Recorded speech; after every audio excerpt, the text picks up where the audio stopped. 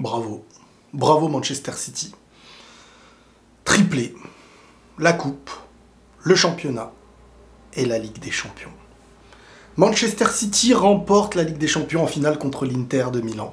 Et honnêtement, alors malgré le mérite additionné sur la saison, sur le championnat, le parcours final, le triplé, etc., cette finale n'était pas aussi facile à apprendre pour City, voire même, ils sont passés à certaines choses, mais plus qu'à certaines choses, d'une égalisation, voire parfois d'un premier but, voire le football, it's a detail. Non, je vais le faire en français. Le football, c'est les détails, les amis, c'est les détails, et bien entendu au très très haut niveau. Lautaro, il suffit qu'il la remette à Lukaku, machin, boum, c'est une finale qui n'est pas qui va pas exploser les mémoires, mais c'est une finale qui marque l'histoire. Première Ligue des Champions de Manchester City. Pep Guardiola qui a été la chercher. Mais il faut pas sous-estimer une chose, même si les gens... Parce que j'ai reçu des messages qui sont quand même tristes à voir, comment des personnes peuvent s'arrêter sur un instant présent. Certains sont venus me dire, est-ce que la finale, entre guillemets, ratée d'Erling Haaland pourrait l'éloigner du Ballon d'Or? Moi, j'ai envie de vous dire un truc. 52 matchs, 52 buts, 9 passes décisifs, vainqueur de la Première Ligue, meilleur buteur de Première Ligue, joueur de l'année de Première Ligue, Ligue des Champions, meilleur buteur de la Ligue des Champions, FA Cup. Le palmarès d'Erling Haaland depuis qu'il est arrivé à à City, c'est-à-dire cette année. Et là on va me dire, ouais mais peut-être qu'il mérite pas, machin... Le mérite, il le mérite. Un Ballon d'Or, ça ne se mérite jamais tout seul. Bien sûr qu'il le mérite. Il a tout gagné, il est meilleur buteur de partout où il joue, il fait une saison de fou. Messi, il mérite, oui, Messi, il mérite aussi par rapport à la Coupe du Monde et tout. Qu'est-ce qui va faire le plus de votes?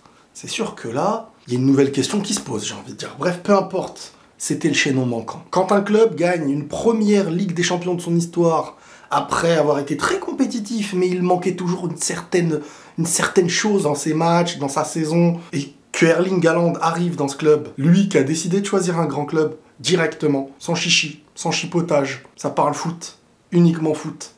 Il arrive, et ça porte ses fruits. Première saison dans un grand club, première Ligue des Champions. Pour le club comme pour lui. Donc il était le chaînon manquant, le joueur qui manquait à une équipe qui avait tout, sans avoir la conclusion de ce tout. De Bruyne qui se blesse en première mi-temps. De Bruyne, c'est pas contre le Real Non, contre le Real... Bon bref, on va pas parler du Real. Même si, sur un match à l'extérieur, quand je dis à l'extérieur, c'est pas forcément au domicile, enfin c'est pas forcément au Bernabéu, mais tu sens que sur un match comme ça, City peut perdre. Mais le City que tu vois contre le Real chez eux, c'est pas ce City. C'est là où je me dis, les tableaux, au côté gauche, t'as Bayern, City, Real, Paris, machin, de l'autre côté, t'as l'Inter, Naples, Milan. C'est frustrant, je vais pas vous mentir, c'est frustrant quand t'es pour le Real, parce que tu dis sur une finale, il y avait moyen. Sur une finale, il y avait moyen. Mais l'Inter, les gars, bravo, hein. Bravo à l'Inter, hein. Comme je vous dis, ça se joue au détail. Pour moi, cette équipe, elle a fait déjouer City. Elle l'a fait déjouer et il n'y avait pas ce rouleau, ce football produit. Ils ont su les rendre nerveux, ils ont su leur faire des boulettes. Heureusement qu'Ederson sort un match de manière que tu gagnes pas au très haut niveau comme ça sans gardien. Parce qu'un gardien, c'est quand il te fait des arrêts.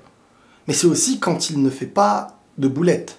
C'est quand il rassure sa défense. Pour qu'une défense soit en place, il faut qu'un gardien le soit aussi. Et pour qu'un gardien soit bon, il faut une bonne défense. Mais pour qu'une défense soit aussi bonne, voire rassurée, voire elle ose, elle se comprend, mais il faut aussi un bon gardien. Et Ederson, on va pas se mentir, là, il fait quelque chose de très très sérieux. Donc, Rodri, son but, excellent. Contre-pied à tout le monde, il la met entre le poteau et les joueurs. C'est du grand football. C'est du grand football. Alors, il n'y a pas de joueur que je considère individuellement exceptionnel, personnellement, côté City, même si, bon, t'as eu des joueurs qui ont fait des choses, mais après, c'est très dur de jouer face à un grand bloc, face à une équipe qui... Moi, je trouve qu'ils ont fait le match qu'il fallait, l'Inter. Hein. Ils pouvaient mettre 1 ou 2 buts dans un match comme ça. Et totalement perturbé mentalement City. Et ça se joue à rien, mais globalement sur la saison c'est tellement mérité. Ah, je pourrais faire mon rageux et me dire ah, ils ont battu. Je suis content pour Haaland, je suis content pour cette équipe qui a vraiment déjà première Ligue des Champions, mais en plus qui font une saison exceptionnelle. Exceptionnelle. C'est bravo. Je le dis bravo. Pep Guardiola, Ça va lui faire du bien aussi. Parce que depuis le Barça, il n'avait pas pris une Ligue des Champions, et c'était difficile. Beaucoup de choses lui retombaient sur le dos, avec ses compos de dernière seconde dans des matchs de quart, de demi. Ouh là là, qu'est-ce qui t'arrive, garçon?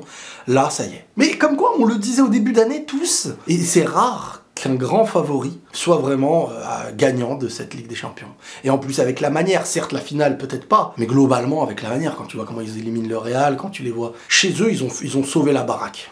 À l'extérieur, ils n'ont pas été si parfaits que ça. Mais comment en vouloir à une équipe comme ça qui déroule, qui offre un football, qui ont été hyper cohérents, alors qu'il y a du vivier, hein, je veux dire, t'as pas Haaland, t'as Alvarez, t'as Mahrez ou Bernardo, t'as Foden, t'as du vivier, Walker il rentre en jeu, t'as plus que du vivier. Mais c'est mérité. Après, je trouve que vraiment, je trouve que l'Inter peut être frustré. Et c'est bonne nouvelle à la fois, dans le sens où ça veut dire qu'ils ont pu gagner, qu'ils auraient pu gagner. Ils auraient pu gagner, ils auraient pu marquer du moins. Et ils sortent de ce match la tête haute, hein, à mes yeux. Parce que presque... Enfin, moi, je savais, on peut pas savoir. J'estimais que City allait gagner. Mais je savais que l'Inter pouvait les piéger. Mais je pensais pas que tout au long du match, ça allait être le cas.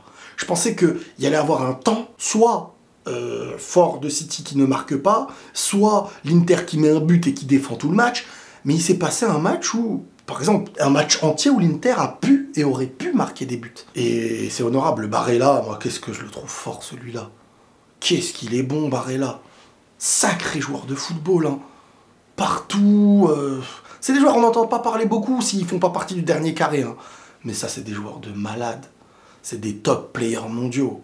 Incroyable, bravo. Bref, on va revenir sur l'après-finale grâce à vos questions plus spécifiques sur des joueurs, sur la saison, sur le mercato, sur cette finale et tout, grâce aux questions qu'on me pose sur Twitter. Et on reviendra sur celle-ci dans la prochaine vidéo normalement. Alors moi je suis pas hypé de cette finale, hein, je vais pas vous mentir.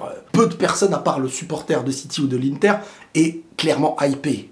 On aurait bien aimé voir un City Real en finale, des matchs comme ça. Mais voilà, il y a des tableaux, il y a des parties Enfin, vous m'avez compris.